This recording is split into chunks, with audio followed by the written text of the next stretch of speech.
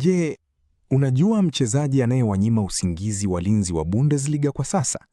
Huyu si mwingine bali ni Michael Olise, fundi mwenye asili ya mataifa manne, lakini aliyeamua kuifanya Munich kuwa himaya yake mpya. Karibu tuitazame safari yake ya kijasiri. Michael Olise ni binadamu wa kipekee. Alizaliwa London, baba yake ni Mnigeria, mama yake ni Mfaransa mwenye asili ya Algeria. Alikuwa na uwezo wa kuchezea mataifa yote haya manne, lakini moyo wake ulichagua rangi za Le Bleu ya Ufaransa, ambako amekuwa lulu kwenye kikosi cha vijana na sasa timu ya wakubwa. Kabla ya kuwa star, Olise alipitia mikononi mwa wakubwa.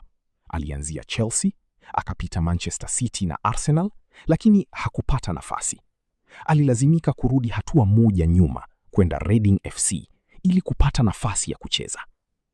Mwaka 2021, Crystal Palace waliona dhahabu ndani yake.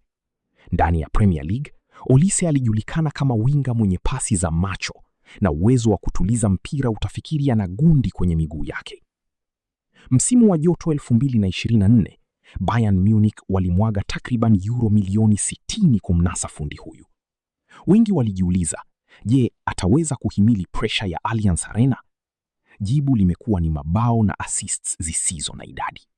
Chini ya Vincent Kompany, Olise amekuwa injini muhimu upande wa kulia, akichukua nafasi ya magwiji kama Arjen Robben kwa ufundi na utulivu wa ajabu.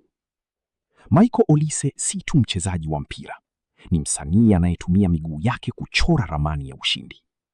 Je, unadhani Olise atakuja kuwa mchezaji bora duniani na kushinda Ballon d'Or akiwa Bayern? Niandikie maoni yako hapo chini. Usisahau kusubscribe kwa stori zaidi kama hizi.